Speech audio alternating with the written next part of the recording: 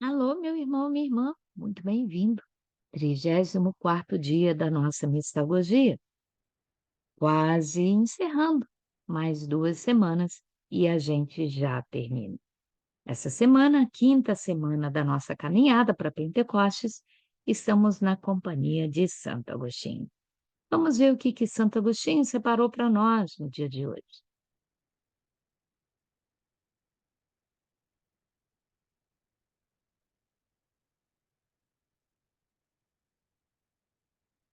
34º dia, a Igreja é o Reino.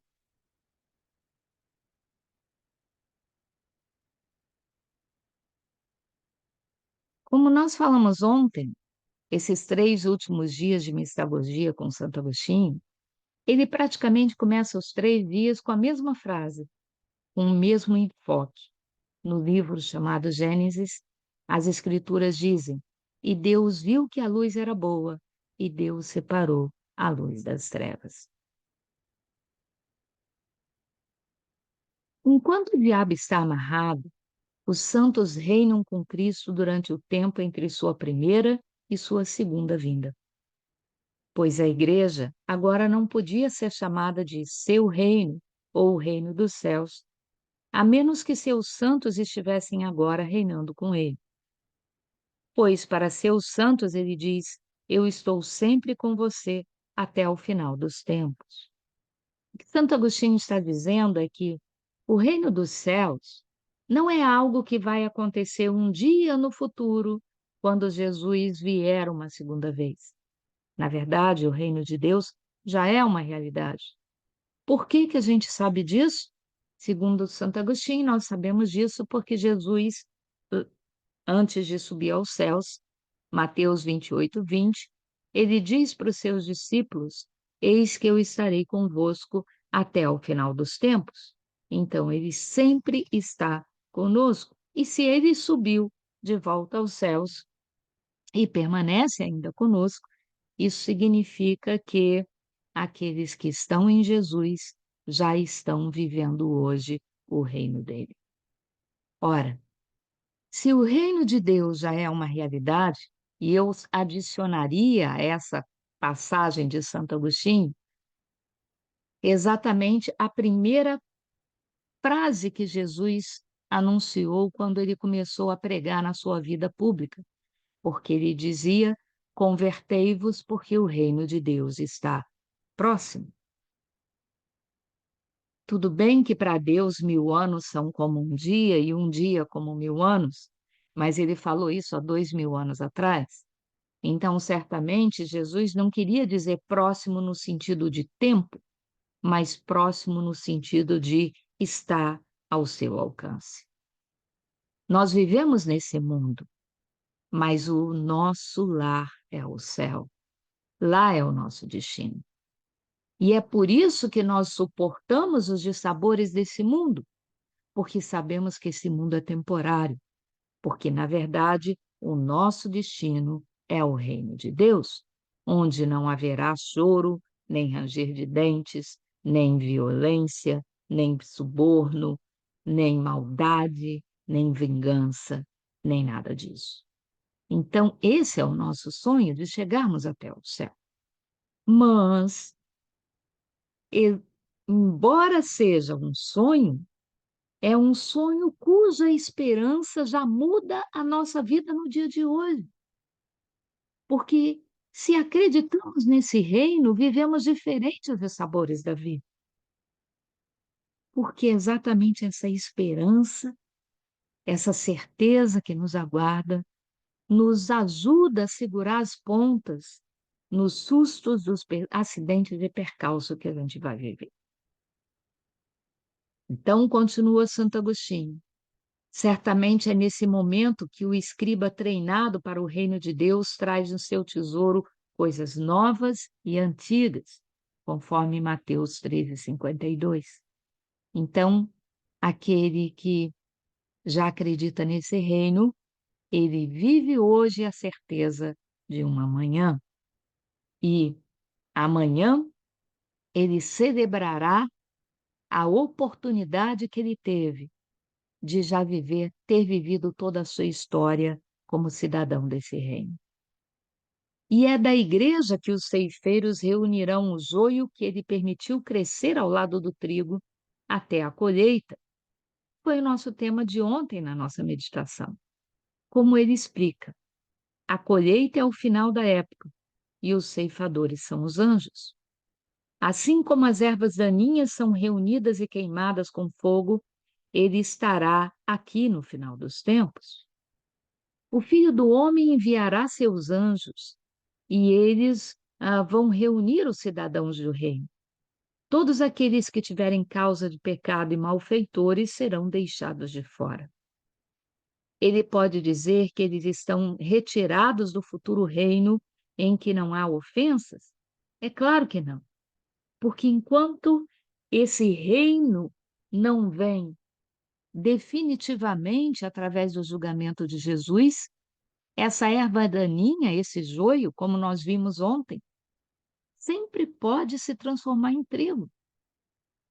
Porque o paralelo que Jesus usa, e nós trabalhamos isso ontem, do joio e do trigo, falamos isso, o joio não escolhe ser joio, o trigo não escolhe ser trigo. Se a semente que foi semeada é de trigo, nascerá trigo. Se a semente que foi semeada de joio, será joio.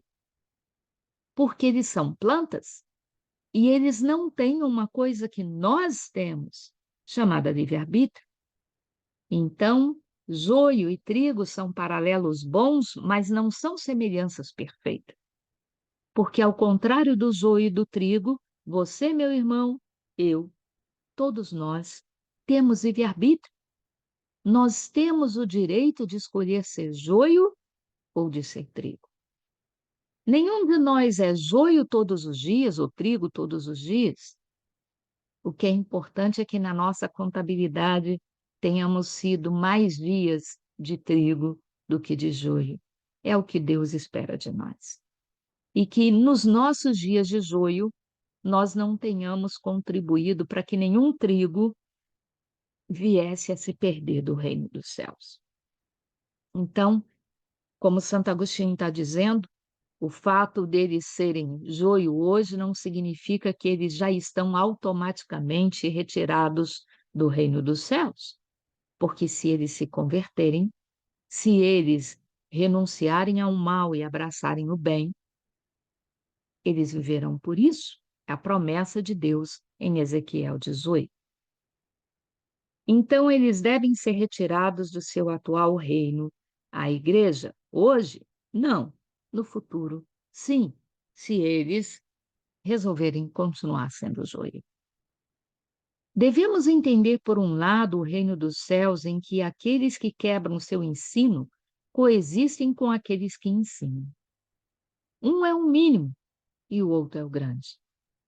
Por um lado, também devemos entender o reino dos céus, no qual somente o executor do ensino de Cristo entrará. Santo Agostinho está dizendo aqui é que, nesse campo, onde o Senhor é o agricultor, hoje convivem joio e trigo, eles coexistem. Então, você tem ali aquele que anuncia o reino e você tem aquele que se esconde no meio dos outros dentro do reino. Se diz cristão, mas rejeita Cristo. Se diz cristão, mas não pratica o evangelho de Cristo. Se diz cristão, mas humilha, despreza, machuca os filhos de Deus. Esse, se não emendar os seus caminhos, ele será um dia joio, ceifado e atirado na fogueira para ser queimado. Então, Santo Agostinho diz, um é o mínimo e o outro é o grande. Quem é o grande? O grande é aquele que vive esse evangelho. É aquele que já vive hoje como cidadão do reino do Senhor. Que não corre o risco de dar nenhuma voltinhas, nem para a esquerda, nem para a direita, em relação aos mandamentos de Deus. Porque, como Josué já tinha escutado de Deus um dia, nós temos que seguir a voz de Deus, o ensinamento de Deus, sem tirar férias, sem dar folgas, sem ter feriado. Se a gente cair, que a gente se levante, mas que esse cair não seja algo calculado. Eu vou praticar o meu pecadinho de estimação hoje mesmo, porque Deus perdoa. Deus não é bobo para ser manipulado. Então, se você se esforçar pela santidade e cair milhões de vezes você vai ser perdoado. Mas se você propositadamente botar o Espírito Santo lá no cantinho do seu quarto, para poder dar uma saidinha e depois voltar e achar que fica tudo bem, não é bem assim que funciona, né.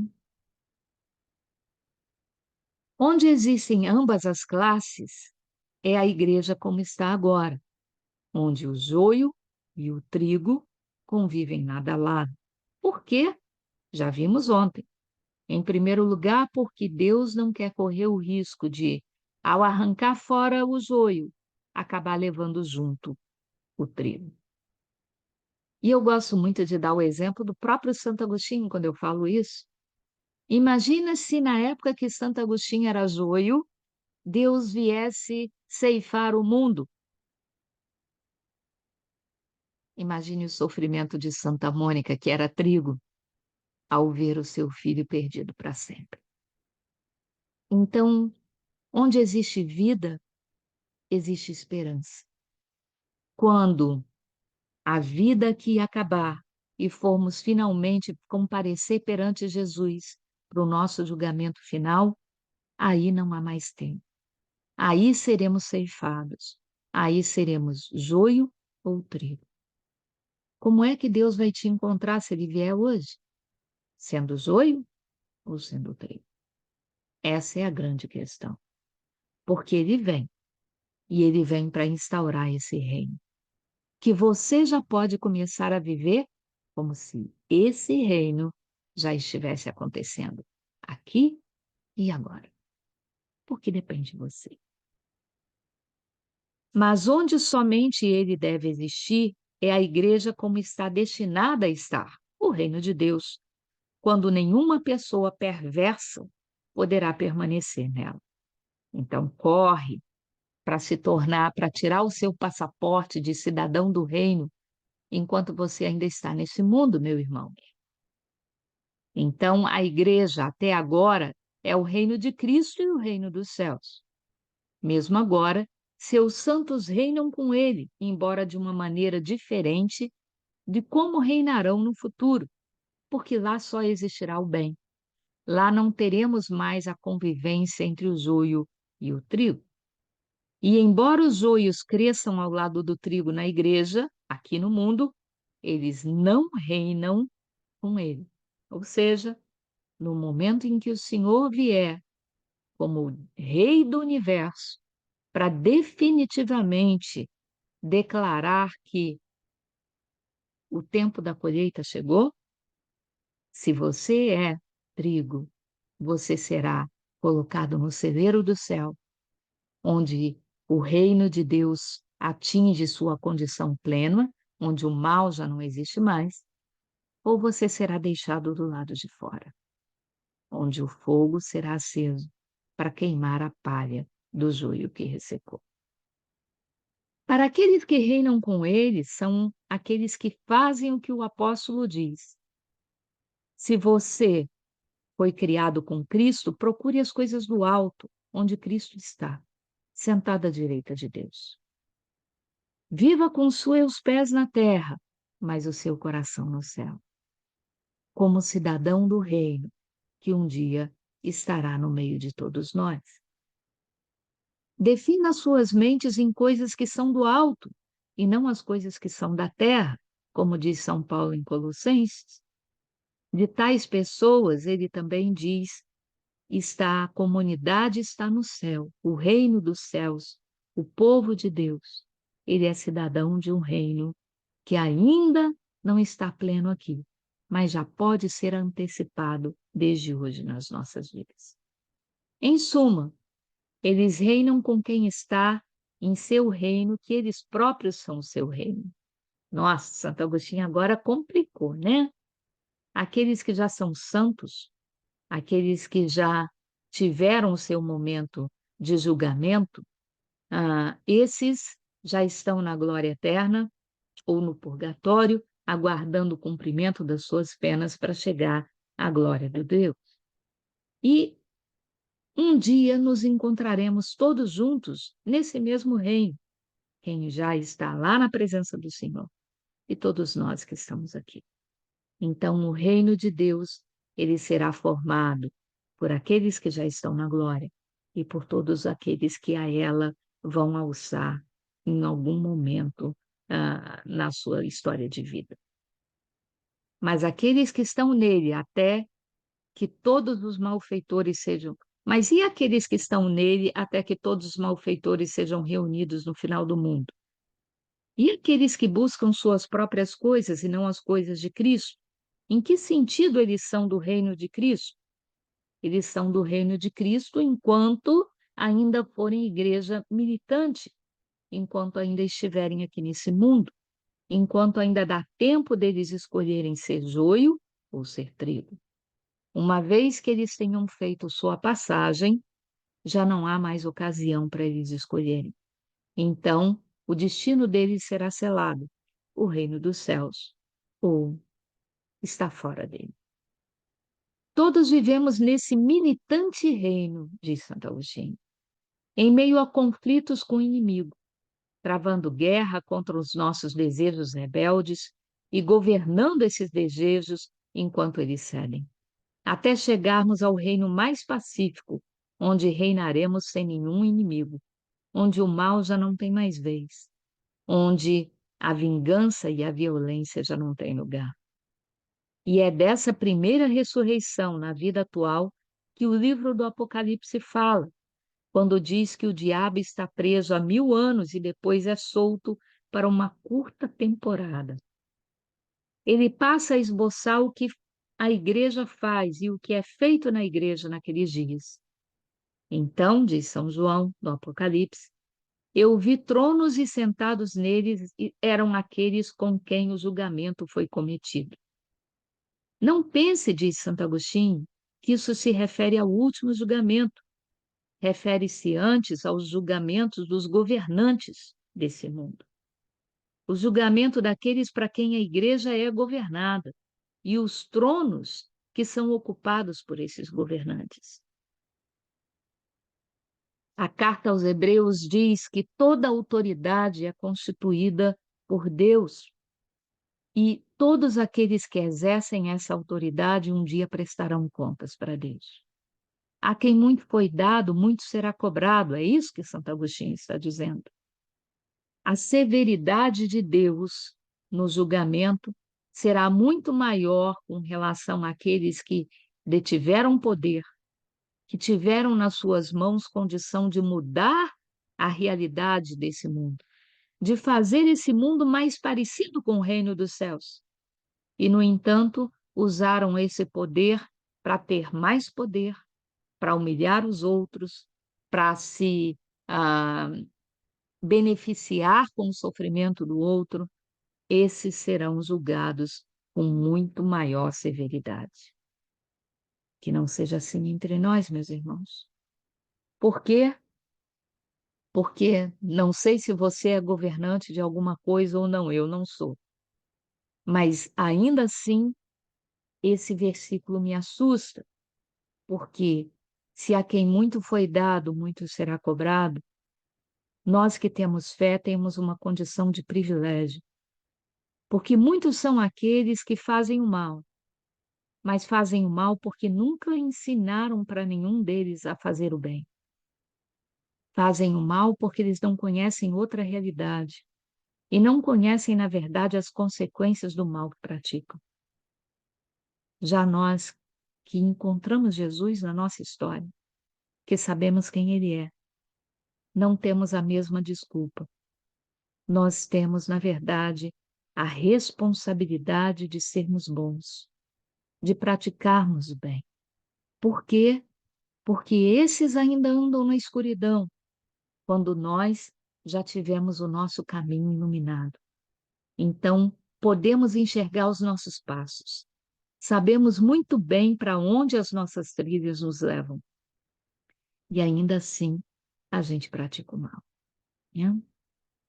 Tudo que você vincular na terra será ligado no céu, e tudo que você perderá na terra será solto no céu. Um pouquinho de errinho de tradução aqui, mas é, na verdade, ah, o que Jesus fala para Pedro e vai depois repetir para os discípulos lá em João 20, quando já ressuscitado ele se reúne com eles também. Nós temos que, na verdade, construir o nosso direito de viver no céu, enquanto ainda estamos nesse mundo, enquanto ainda somos igreja militante. E Santo Agostinho completa ainda com a passagem de 1 de Coríntios 5,12. O que tem a ver com julgar as pessoas de fora? Não são aqueles dentro da igreja que você deve julgar? Na verdade, não devemos julgar nem quem está dentro, nem quem está fora, porque, na verdade, nenhum de nós enxerga coração, só a aparência. E a aparência engana. E como engana, né? E nós sabemos muito bem disso. Quem vê cara não vê coração, diz o ditado popular. Só Deus enxerga o coração. E por isso só Ele pode julgar.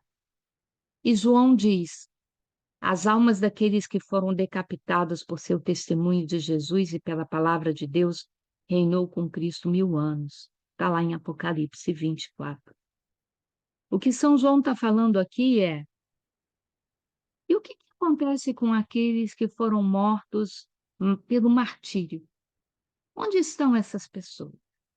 E Santo Agostinho vai dedicar um momento especial para falar delas aqui no finalzinho da meditação do dia de hoje. Porque, para alguns teólogos, esse julgamento final, onde os santos já estão reinando com Deus, acontece exatamente no momento da sua morte.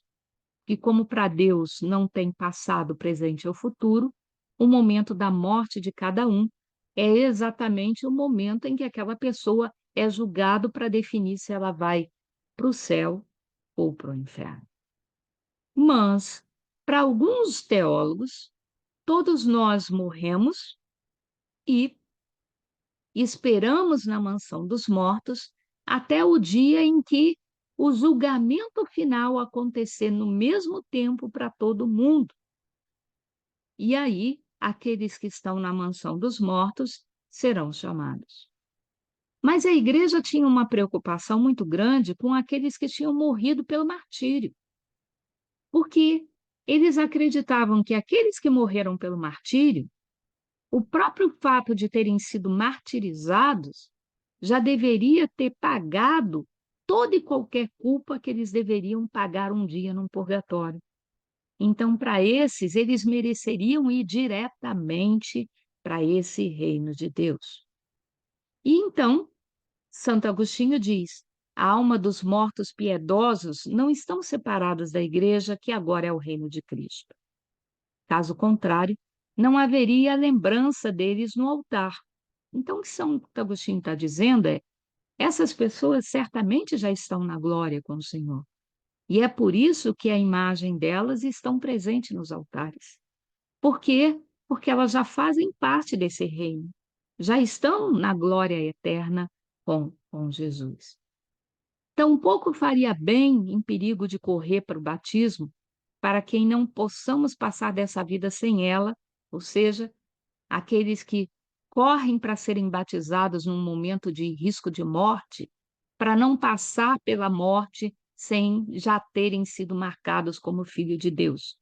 Esses também já estarão, teoricamente, ah, fazendo jus a serem cidadãos do reino, com um tempinho de purgatório ou não, mas de qualquer forma, o destino deles é o reino dos céus.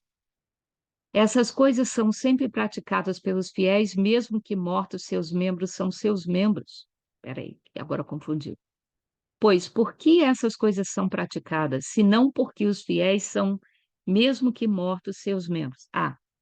Santo Agostinho está dizendo que essa questão dos mártires, daqueles que foram batizados numa situação de emergência, daqueles que estão num purgatório, eles ainda assim têm por destino o céu, porque eles são já inscritos como membros do corpo de Cristo. E já falamos a posição de Santo Agostinho nos últimos dias: quem é corpo de Cristo pertence ao céu, a não ser que tenha renunciado.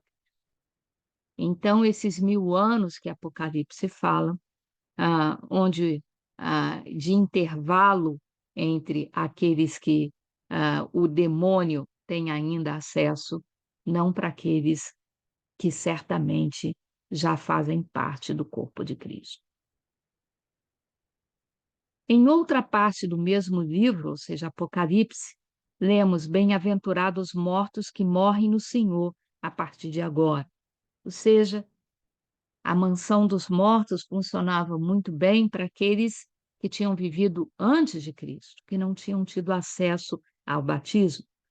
Para aqueles que viveram antes de Cristo, diz a tradição da igreja, que no sábado santo, morto, Jesus vai à mansão dos mortos exatamente pregar o evangelho para aqueles que tinham vivido antes dele, para que esses também possam ter a ocasião de já adentrarem o reino de Deus, de não precisarem ficar esperando 1000 anos antes do julgamento final. O fato, meus irmãos, é que fica muito claro aqui a posição de Santo Agostinho a respeito dessa dúvida teológica, né? O momento do julgamento de cada um de nós tende a prevalecer como sendo aquele do momento da nossa morte. A igreja, então, começa seu reinado agora, aqui nesse mundo, e não depois que a gente já está morto. Com Cristo, nos vivos e também nos mortos. Nós já podemos viver hoje como cidadãos desse reino dos céus. Pois, como diz o apóstolo, foi para esse fim que Cristo morreu e viveu novamente, para que ele possa ser o Senhor dos mortos e dos vivos. Então, mortos e vivos já são cidadãos do reino do Senhor. Ele mencionou apenas algumas almas de mártires,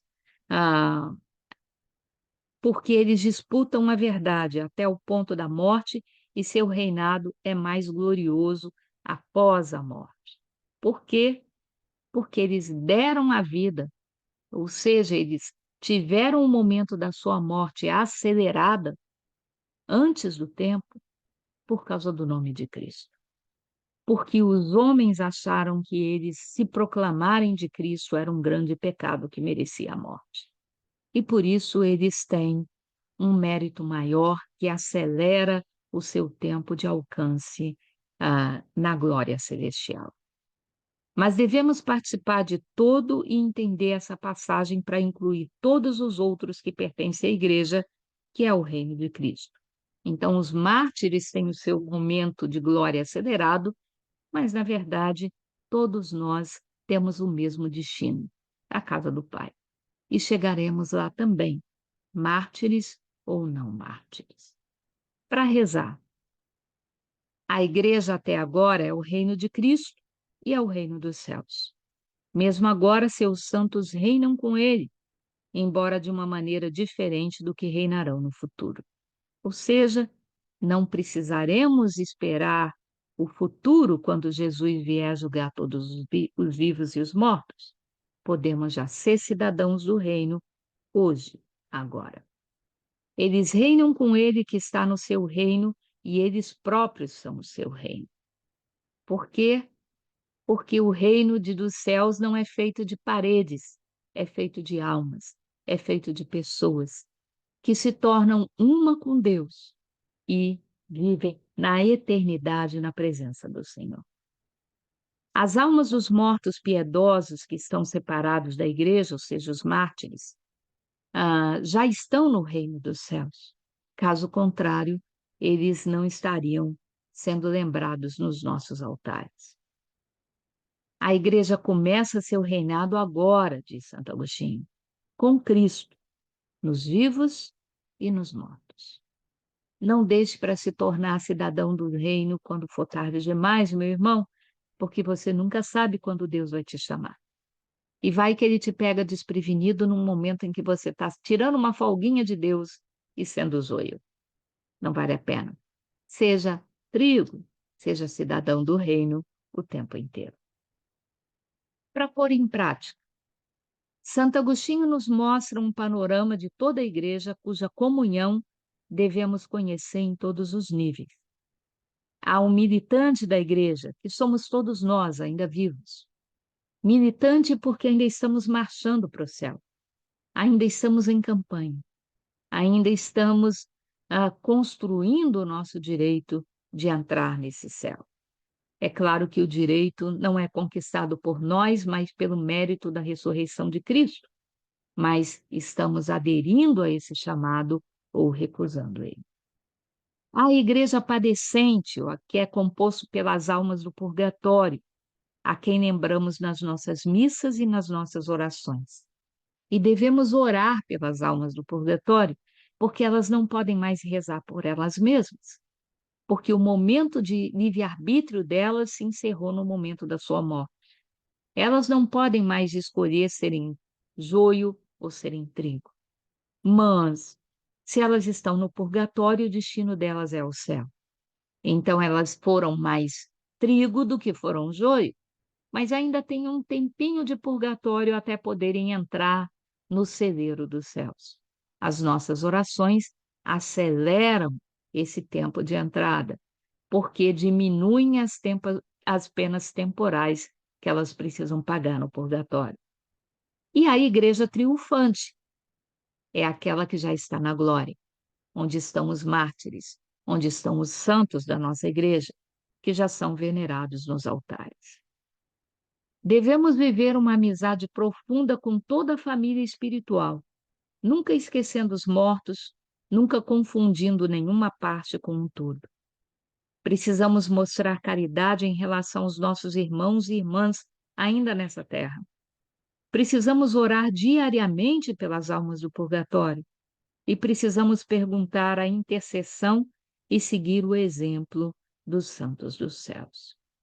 Então, temos a igreja triunfante para nos inspirar, temos a igreja padecente, aqueles que estão no purgatório, para sensibilizar o nosso coração, e temos a nossa missão enquanto igreja militante de buscarmos o direito de entrar nesse reino e de ajudarmos aqueles que ainda estão confusos e ainda estão caídos a se erguerem e entrarem nesse reino dos céus também.